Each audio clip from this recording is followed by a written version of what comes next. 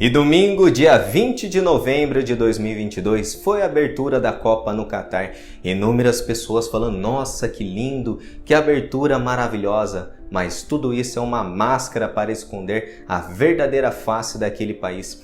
Pois existem inúmeras coisas terríveis que acontecem naquele país e muitos estão aplaudindo, e inclusive cristãos. Pesquise no Google, por exemplo, corrupção no Catar. Vocês verão inúmeros artigos de notícias diferentes publicados por várias empresas jornalísticas. Na CNN, por exemplo, a matéria que tem mais acesso já destaca de imediato violação aos direitos humanos no Catar.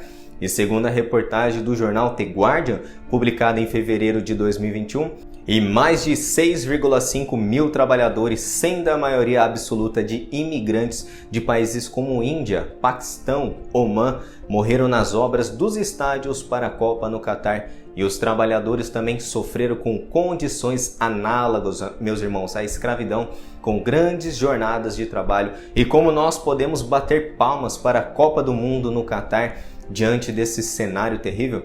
E, por exemplo, na abertura da Copa, Morgan Freeman, o famoso ator que interpretou Deus no filme Todo-Poderoso com a participação de Jim Carrey, ele estava na abertura da Copa de Catar. E ele foi destaque juntamente com Ghanim Al-Mufta, acho que eu pronunciei certo, que é um youtuber catariano e tem uma doença que se chama Síndrome de Regressão Caudal. E eu gostaria que vocês analisassem comigo o discurso que foi realizado por Morgan Freeman e Ghanim na abertura da Copa. Morgan Freeman disse: "Posso ver o que nos une aqui nesse momento é muito maior do que quaisquer dispositivo."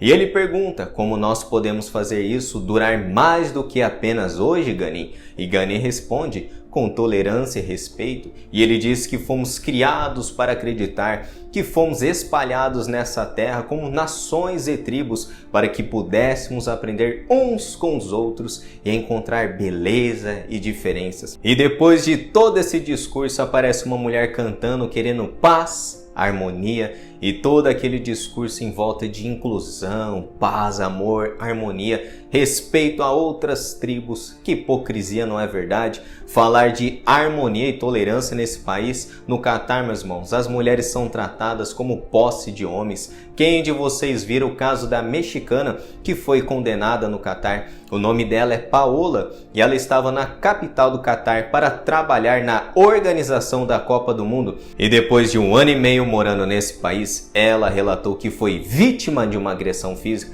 Porém, ao invés das autoridades do Catar ajudar essa mulher, eles a acusaram de sexo extraconjugal, que é um crime na lei islâmica. E a Paola, de apenas 27 anos, foi condenada a 7 anos de prisão e 100 chibatadas. Porém, sabe o que é pior? Ela poderia se livrar da pena, porém teria que se casar com seu agressor. Que absurdo, não é verdade?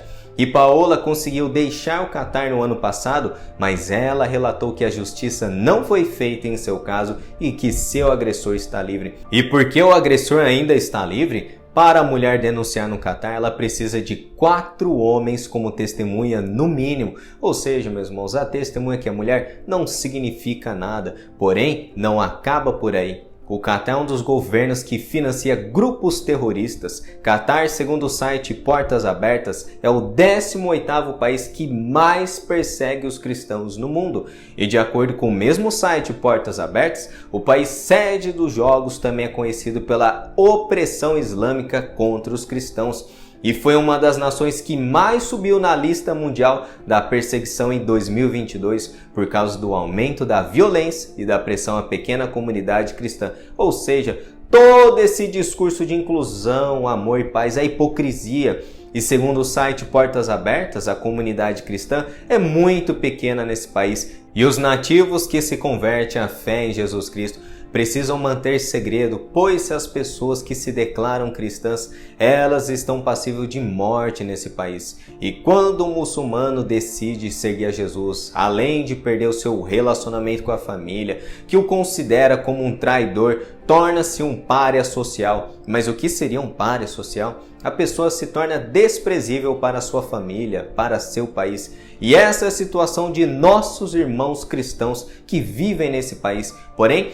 essa técnica que Qatar está fazendo não é nova, mas é muito antiga, chamada sport washing. Mas o que significa sport washing? O termo é a junção de duas palavras em inglês, sport, que também é esporte em português, e washing, que é lavar, que tem como significado a manobra política que é utilizada por governos autoritários ou ditatoriais como uma forma de limpar a sua imagem perante a comunidade internacional. E, infelizmente, essa técnica engana muitas pessoas.